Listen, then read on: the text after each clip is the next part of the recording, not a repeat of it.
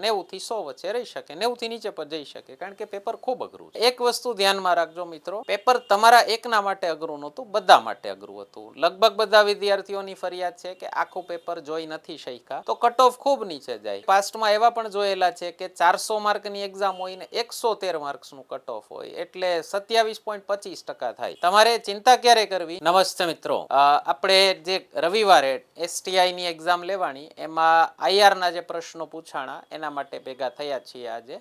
તૈયારી હંમેશા હાઈએસ્ટ લેવલની કરો, તમને એક્ઝામમાં સરપ્રાઇઝીસ નહીં મળે. આવનારી PSI કોન્સ્ટેબલની એક્ઝામ માટે પણ કોમન સલાહ આપું છું બધાને. PSI નું પેપર ગયા વર્ષે અતિ સરળ પૂછાઈ ગયું હતું, ઇતિહાસનું સહેલામાં સહેલું ભૂલથી પૂછાઈ ગયું, એવું સહેલું ફરીથી નહીં પૂછાય. ઇન્ટરનેશનલ ઓર્ગેનાઇઝેશનમાં કોઈ પણ ઠરાવ પસાર થાય ને, એ દેશો ઉપર કાયદેસર બંધન કરતા ક્યારેય ન હોઈ શકે. તમારી સાર્વભૌમિકતાને ખતરો કહેવાય. તમે એનું કેટલું માનવું કેટલું ન માનવું એ અગેન તમારા દેશની સંસદ એનો કાયદો બનાવી શકે, તો આ ક્યારેય બંધન કરતા ન હોય. આ સ્ટેટ ઓફ મલક્કા છે. મલક્કાથી તમે ભારતથી અને અહીંથી ક્યાંય પણ ચાઇના બાજુ કે ક્યાંય પણ તમારે પેટ્રોલ લઈ જવું હોય અહીંયાથી ગલ્ફમાંથી, તો આ રસ્તે જ જાય છે, બરાબર. તો એ ડેફિનેટલી આ છે ચોક પોઈન્ટ છે, કારણ કે આટલું પકડી લ્યો તો દુનિયાનો પેલો પેટ્રોલિયમ વ્યવહાર ખોરવાઈ જાય. તમારા લોકોનો ઇકોનોમિક્સ પેપર સોલ્યુશનનો ખૂબ જોરદાર પ્રતિસાદ મળ્યો અમને. અને ગયા વખતે DYSOની એક્ઝામમાં આપણે એક ચર્ચા કરી હતી કે કરંટ અફેર્સનો એક ટોપિક હોય છે UPSCમાં, ઇન્ટરનેશનલ રિલેશન્સ કરીને. અને GPSCમાં હું ઘણા ટાઈમથી 5 વર્ષથી તો કહું જ છું કે GPSC ધીમે ધીમે કરતાં IRના પ્રશ્નો પૂછવાનું વધારવા માંડી છે. તો આપણી આ એક્ઝામમાં જે STIની એક્ઝામ લેવાની ગયા રવિવારે, એમાં 9 પ્રશ્નો પૂછી લીધા હતા IRના 200માંથી. અને DYSOની જે હતી એમાં તો 15 પ્રશ્નો હતા. આપણે એનું પણ પેપર સોલ્યુશન મૂકેલું છે, એનો પણ તમારા લોકોનો ખૂબ જબરો પ્રતિસાદ મળ્યો હતો. તો એવો જ પ્રતિસાદ આ વિડીયોને પણ મળશે એવી આશા રાખું છું. એક ખાસ વિનંતી કરી દો, વિડીયો લાઈક કરીને હાઈપ કરી દેજો, અને ચેનલ સબસ્ક્રાઈબ કરવાનું અને મિત્રોમાં શેર કરવાનું ભૂલતા નહીં. તો ખૂબ જ સરસ પ્રશ્નો પૂછ્યા હતા, અને ફરીથી વારંવાર કહું છું, તમારી પ્રિપરેશન સર્વગ્રાહી હશે તો જ તમે હવે એક્ઝામ્સ પાસ કરી શકશો. એક ચોપડી વાંચી અને જે બધા એક્ઝામ આપતા હતા એ વસ્તુ હવે નહીં ચાલે. કરંટનું રીડિંગ સારું એવું જોશે, પ્લસ ખાલી રીડિંગથી નહીં ચાલે, તમારે મગજ પણ એપ્લાય કરવું પડશે કે મેં શું વાંચ્યું હતું, કયો ડેટા વાંચ્યો હતો અને એ આમાં કઈ રીતે પૂછ્યો છે. તો આપણે તો IRના રેગ્યુલર લેક્ચર્સ હોય જ છે. અમારો ઓનલાઈન કોર્સ પણ આવી ગયો છે GPSCનો આખો. અત્યારે હજી પ્રી લોન્ચ ઓફર ચાલે છે, તો સસ્તામાં છે, 3001માં છે આખો કોર્સ. એક વખત આખો કોર્સ આવી જશે પછી 5000 પ્લસ ફીસ હશે એની. તો અત્યારે તમારે અર્લી બર્ડ ઓફર જોતી હોય તો લઈ શકો છો. અમને આ નંબર ઉપર વોટ્સએપ કરજો, તમને મેક્સિમમ ડિસ્કાઉન્ટ કરાવી દઈશું. અને UPI ડાયરેક્ટ પેમેન્ટથી કરશો તો ડિસ્કાઉન્ટ કરાવી દઈશું. એપ્લિકેશનનું નામ છે રઘુશાલાબાઈ JJ ટ્યુટોરિયલ્સ. એપ્લિકેશન ન મળે તો ડિસ્ક્રિપ્શનમાં લિંક પડી હશે, અથવા નંબર ઉપર વોટ્સએપ કરજો તો પણ તમને લિંક મોકલાવી દઈશું. તો ફરીથી એક તો કટ ઓફ ખરેખર નીચું જાય એમ છે. ગયા વિડીયોમાં પણ મેં કટ ઓફની વાત કરી હતી, છતાં અમુક લોકોએ કીધું કે થોડીક વધુ માહિતી આપો. 100ની નીચે રહેશે, 90થી નીચે જાય તો પણ આશ્ચર્ય નથી. આનાથી વધુ મારે શું કહેવું એમ. પછી હું આમ પેલું બોર્ડની ઉપર આંકડા લખીને દઉં એ તો ઠીક, હવે મને શોભા નથી દેતું હોય, જેને કરતું હોય એ આપે, બરાબર. પણ અમે રફલી આઈડિયા આપી શકીએ કે 90 થી 100 વચ્ચે રહી શકે, 90 થી નીચે પણ જઈ શકે, કારણ કે પેપર ખૂબ અઘરું છે. અને એક વસ્તુ ધ્યાનમાં રાખજો મિત્રો, પેપર તમારા એકના માટે અઘરું નહોતું, બધા માટે અઘરું હતું. લગભગ બધા વિદ્યાર્થીઓની ફરિયાદ છે કે આખું પેપર જોઈ નથી શક્યા, અને એ ક્વેશ્ચન્સ છૂટી ગયા છે. હવે સમજજો, એ તમારે એકને નથી છૂટ્યા, બધાને છૂટ્યા છે. તમારે ચિંતા ક્યારે કરવી? જ્યારે તમારી બાજુવાળાનું પેપર પતી ગયું હોય ને તમારું ન પત્યું હોય તો ચિંતા કરવી. બધાની એક જ રાડ હોય કે પેપર નહોતું પત્યું, તો કટ ઓફ ખૂબ નીચે જાય. તો આપણે પાસ્ટમાં એવા પણ જોયેલા છે કે 400 માર્કની એક્ઝામ હોય ને 113 માર્ક્સનું કટ ઓફ હોય, એટલે 27.25% થાય. તો ચિંતા ન કરવી, બરાબર. અને મહેરબાની કરીને અઠિયા ન મારવા, તુક્કા ન મારવા. તમે જે પણ તમારી ભાષામાં એને કહેતા હો, ફ્લૂક મારવા, જે આપણે સાવ કહીએ ને કે ખબર જ નથી અને ટીક કરી દીધા, અમુક હું આંકડો નક્કી કરીને ગયો તો ઘરેથી કે આટલા તો કરવા જ જોઈએ. તો બહુ જ સરસ પ્રશ્નો પૂછ્યા છે આઈઆરના, ઇન્ટરનેશનલ રિલેશન્સના. અને ફરીથી કહું છું, આ સબ્જેક્ટ ભણવો ફરજિયાત છે.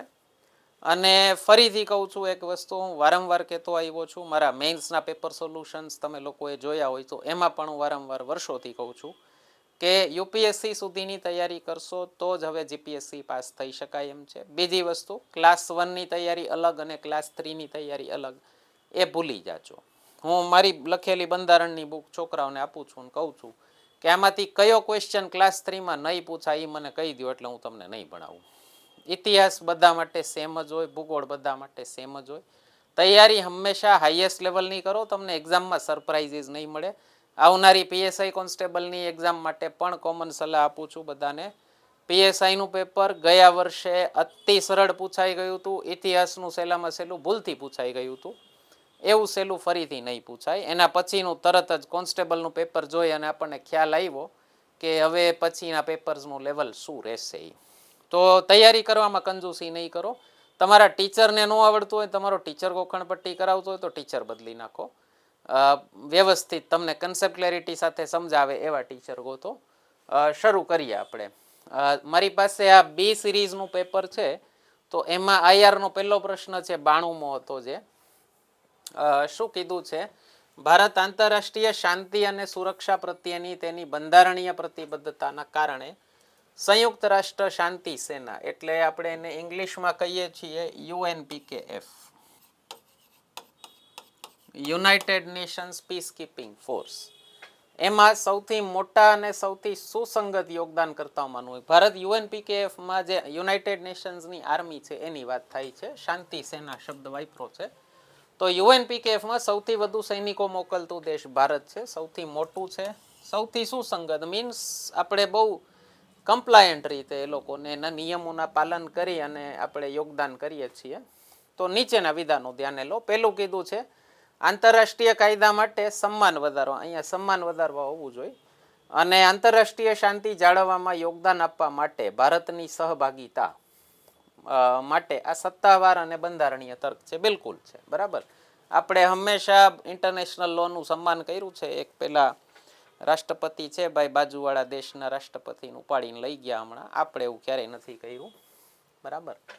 તો એની હાવ આપણે હંમેશા, મતલબ એ લોકોએ તો જિસકી લાઠી ઉસકી ભેંસ જ કરી નાખી છે. ઇન્ટરનેશનલ લોમાં તો એકચ્યુઅલી ઇન્ટરનેશનલ લો જેવું પ્રેક્ટિકલી કાંઈ જમીન ઉપર હોતું નથી. તમારે એવું લખવાનું નથી એક્ઝામમાં, લખવાનું છે બધું સારું સારું. તો ભારતની સહભાગિતા માટે આ સત્તાવાર અને બંધારણ બિલકુલ છે.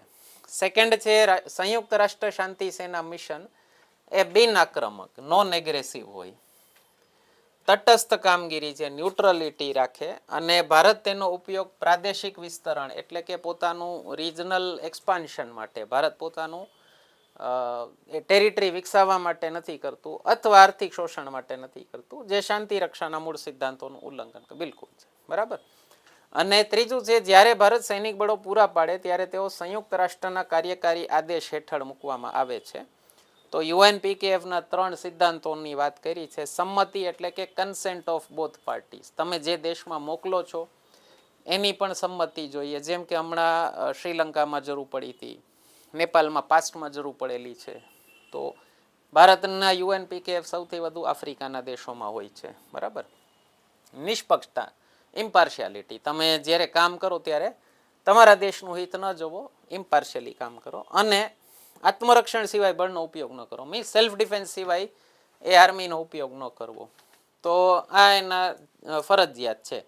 તો ત્રણેય સાચા છે. આનો જવાબ આવશે ઓપ્શન ડી, 1, 2 and 3 ત્રણેય. એના પછીનો પ્રશ્ન છે 97, યુનાઇટેડ નેશન સિક્યોરિટી કાઉન્સિલ ઉપર છે. આપણે ક્લાસમાં આના વિશે ચર્ચા થાય જ છે. 5 સ્થાયી સભ્યો છે, વિટો પાવર છે, અમેરિકા, રશિયા, અમેરિકાના 2 ફ્રેન્ડ, ઇંગ્લેન્ડ અને ફ્રાન્સ, અને રશિયાનું એક ચાઇના, બરાબર. ભારતને ઓફર થઈ હતી, એના ઉપર પછી ક્યારેક વાત કરશું. તો આપણે ક્લાસમાં, લેક્ચરમાં તો વાત થાય જ છે. જર્મની સંયુક્ત રાષ્ટ્ર સુરક્ષા પરિષદનું બિનસ્થાયી સભ્ય છે, અત્યારે નથી. ઓકે, 1920માં હતું છેલ્લે. 27-28 માટે જર્મની ટ્રાય કરે છે, અત્યારે નથી. કરંટ અફેર્સ વાળી એક્ઝામમાં આ ન હોય. પરંતુ સુધારા પ્રસ્તાવો દ્વારા કાયમી સભ્યપદમાં આવ્યું. યસ, એક G4 કરીને ગ્રુપ છે. ભારત, રશિયા, જાપાન અને ભારત, જર્મની, જાપાન અને બ્રાઝિલ 4 દેશો કાયમી સભ્યપદ માગે છે. ઐતિહાસિક અન્યાય થયેલો છે ભારતને પણ. અને એનીહાઉ તો આપણે માગીએ છીએ ડેફિનેટલી. પણ આ ખોટું છે. બિનસ્થાયી સભ્ય અત્યારે નથી, એટલે સેકન્ડ નહીં આવે. સંયુક્ત રાષ્ટ્ર સુરક્ષા પરિષદનું ચાર્ટર કાયમી સભ્યપદ માટેના માપદંડ તરીકે પ્રાદેશિક પ્રતિનિધિત્વની જોગવાઈ નહીં. ચાર્ટરમાં જોગવાઈ નથી, પણ જ્યારે કાયમી સભ્યપદની વાત આવતી હોય ત્યારે એક ઉલ્લેખ થતો હોય કે ભાઈ એશિયાના આટલા છે અને સાઉથ અમેરિકાનું કોઈ છે નહીં. ચાર્ટરમાં એવો કોઈ ઉલ્લેખ, તો એવો લેખિત કોઈ કાયદો નથી, પણ પ્રેક્ટિકલી જોવા જાય છે. લેખિત જોવા જાવ તો એવું કાંઈ હોય નહીં. નહીતર તો અત્યારના જે 5 છે એમાંથી 3 જ યુરોપમાંથી છે. ઇંગ્લેન્ડ છે, ફ્રાન્સ છે, રશિયા પણ પોલિટિકલી યુરોપમાં જ ગણાય છે. એશિયામાંથી એક ચાઇના છે અને બાકી અમેરિકામાં. ઓકે, એવું કોઈ લેખિત કાયદો નથી. તો તમારો આનો જવાબ આવશે એ ફક્ત 1. એના પછીનો પ્રશ્ન છે 109. પેરિસ કરાર હેઠળ વૈશ્વિક આબોહવા પ્રતિબદ્ધતાઓ વિશે નીચેના વિધાનો ધ્યાને લો. આને તમે પર્યાવરણમાં ગણી શકો, IR માં ગણી શકો. અમુક ક્વેશ્ચન એવા હોય ઓવરલેપ થતા હોય. કરાર હેઠળ દેશો દ્વારા રજૂ કરવામાં આવેલ રાષ્ટ્રીય સ્તરે નિર્ધારિત યોગદાન કાનૂની રીતે બંધન કરતા છે. આને તમે ઇંગ્લિશમાં વાંચ્યું હશે NDC, નેશનલી ડિટર્મિન્ડ કન્ટ્રીબ્યુશન્સ. આ રાષ્ટ્રીય સ્તરે નિર્ધારિત યોગદાન જે કીધું છે.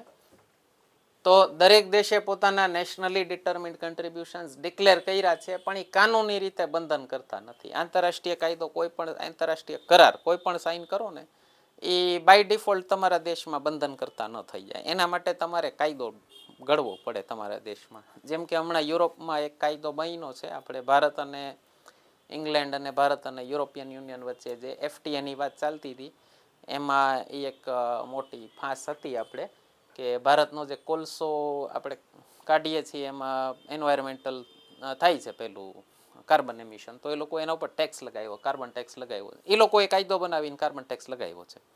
ભારતમાં નથી એવો કાર્બન ટેક્સ. શું કામ? આપણે એવો કોઈ કાયદો નથી બનાવ્યો. બીજું છે વિકસિત દેશોએ વિકાસશીલ રાષ્ટ્રોને શમન અને અનુકૂલનને ટેકો આપવા માટે આબોહવા અથવા જલવાયુ માટે નાણાં પ્રદાન કરવા માટે પ્રતિબદ્ધતા દર્શાવી. શું કીધું છે?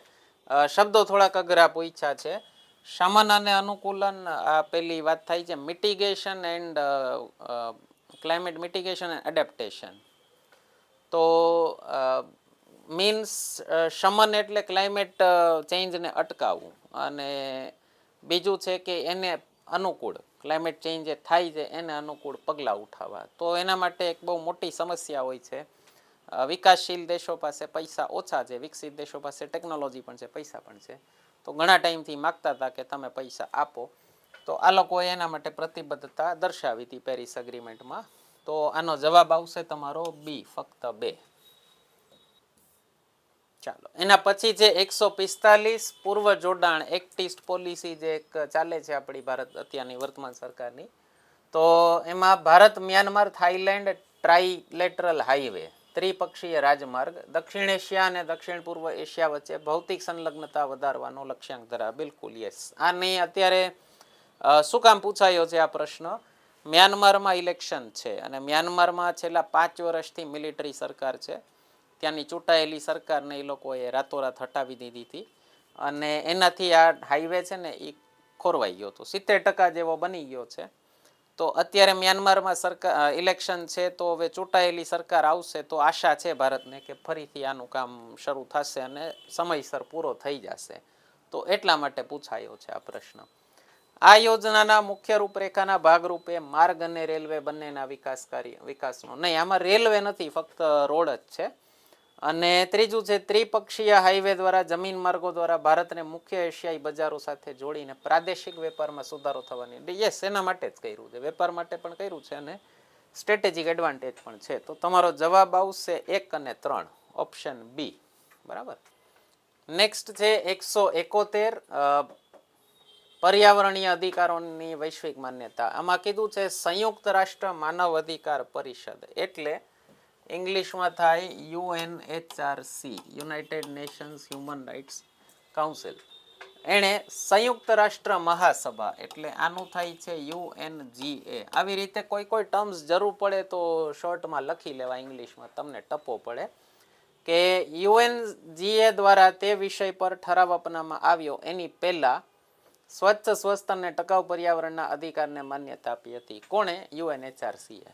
એટલે કવિ શું કહેવા માંગે છે કે પર્યાવરણ ઉપર યુનાઇટેડ નેશન્સ જનરલ એસેમ્બલીએ ઠરાવને માન્યતા આપી એની પહેલા UNHRCએ આપી દીધી હતી. તો યસ, આ બરાબર છે. બહુ ડીપ ક્વેશ્ચન પૂછેલો છે.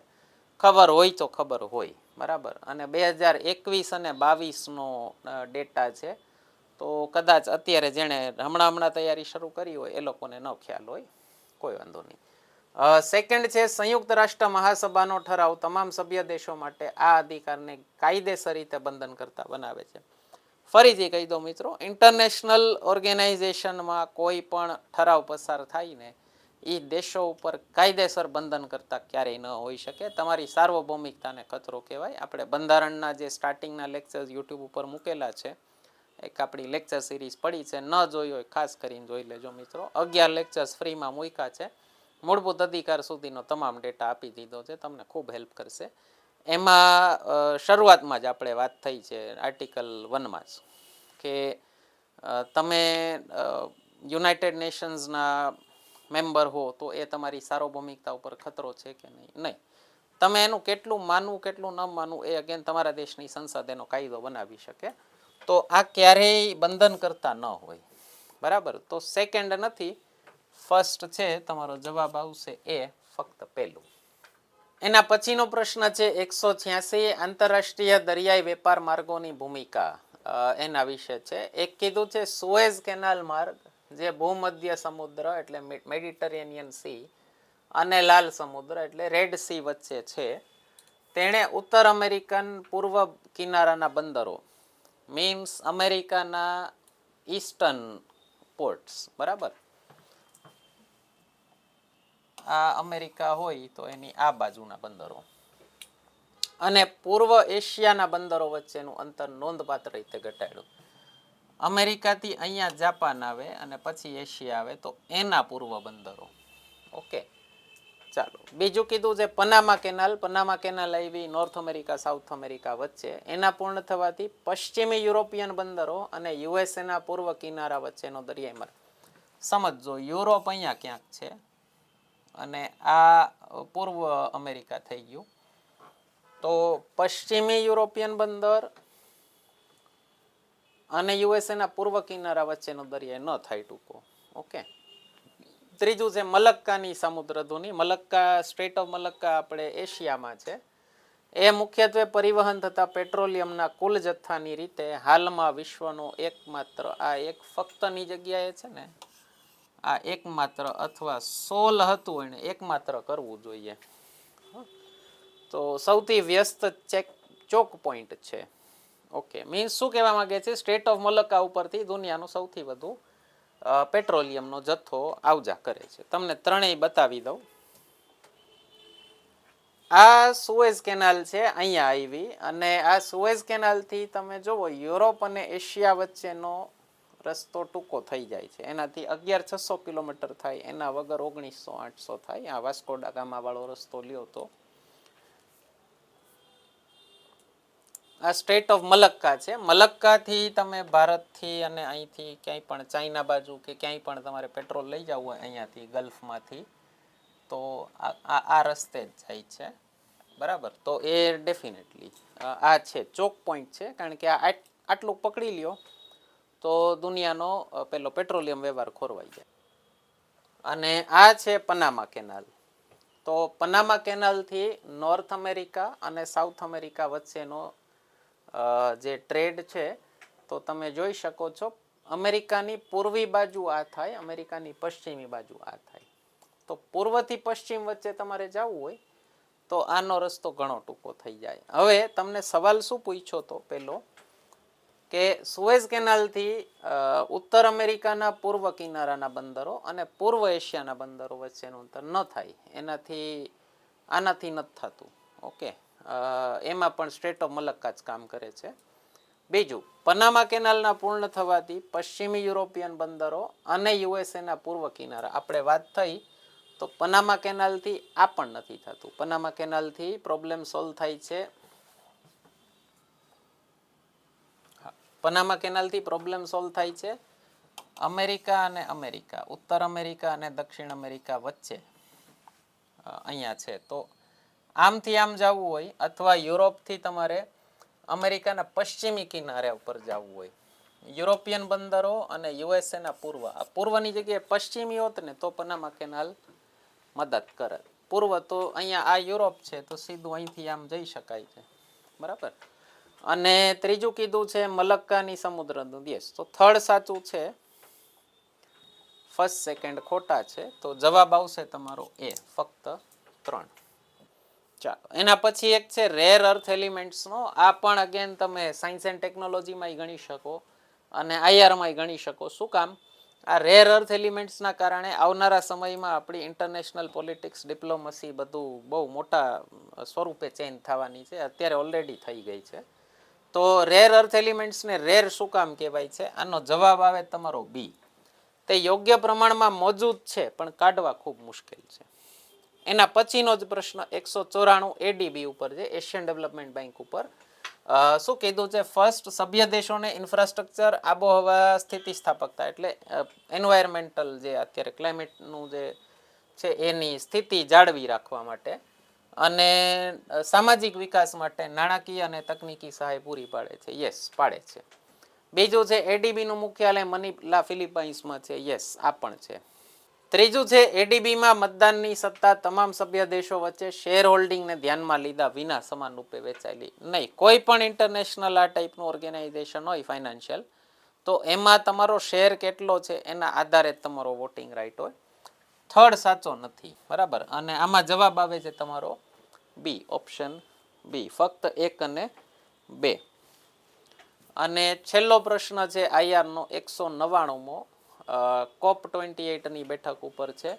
આપણે તમારા રાજ સરનો વિડીયો મેં મૂકેલો છે અને ગયા વખતની 2024ની મેઇન્સની જે પેપર સિરીઝ હતી એનું જે મેઇન્સ પેપર સોલ્યુશન આપણે મૂકેલું 2024માં, એ જ બેઠો પ્રશ્ન પૂછાયો છે, રિપીટ થયો છે. એટલે ફરીથી કહું છું, મેં ઇકોનોમિક્સના પેપરમાં પણ કીધું હતું, તમારા કોઈ મિત્રો એવું કહેતા હોય ને કે પ્રીવિયસ યરમાં પૂછાયેલા ક્વેશ્ચન ફરી નથી પૂછાતા, મિત્રો છેલ્લા 5 વર્ષના ઓછામાં ઓછા જીપીએસસીના બધા પેપર એક વખત જોઈ લેવા. તમને એક તો આઈડિયા આવશે કઈ રીતે વાંચવું એનો, અને બીજું ઘણા ક્વેશ્ચન ફસાઈ શકે છે. બેઠે બેઠા ન પૂછાતા હોય પણ એની બાજુમાંથી કંઈક પૂછાઈ જતું હોય, તો એ ક્વેશ્ચન લ્યો, આપણને ખબર ન હોય તો એના વિશે બધું વ્યવસ્થિત સર્ચ કરી લેવું. તમને એક્ઝામમાં સરપ્રાઇઝીસ ઓછી મળશે અને અમુક માર્ક્સ બેઠે બેઠા મળી જશે. હા, તો એનો વિડીયો આ COP28નો ફરીથી મૂકી દઉં છું ચેનલ ઉપર. મેઇન્સમાં પૂછાયેલો હતો અને બેઠે બેઠો પ્રશ્ન પાછો પૂછાઈ ગયો છે. અને આપણી મેઇન્સ પેપર સોલ્યુશન સિરીઝ ફરીથી કહું છું, ન જોઈ હોય ખરેખર જોઈ લેજો. અને વિડીયોને લાઇક કરવાનું, શેર, સબસ્ક્રાઈબ કરવાનું પણ ભૂલતા નહીં. આપણી મેઇન્સ પેપર સોલ્યુશન સિરીઝ તમે જોઈ લેશો, બધી એક્ઝામમાં ખૂબ કામ લાગશે તમને. ક્લાસ 1, 2 હોય, એસટીઆઈ હોય, ડીવાયએસ હોય, કોઈ પણ હોય, તો બધામાં કામ લાગશે. COP28ની બેઠક સંયુક્ત અરબ અમીરેટના શહેર દુબઈ ખાતે યોજાઈ. યસ, ક્લાઇમેટ ચેન્જ માટે જે UNFCCC કરી અને એક ફોરમ છે એની હેઠળ મળતું હોય છે આ. ઓકે, તો એની કોન્ફરન્સ ઓફ પાર્ટીઝ કહેવાય છે, બરાબર.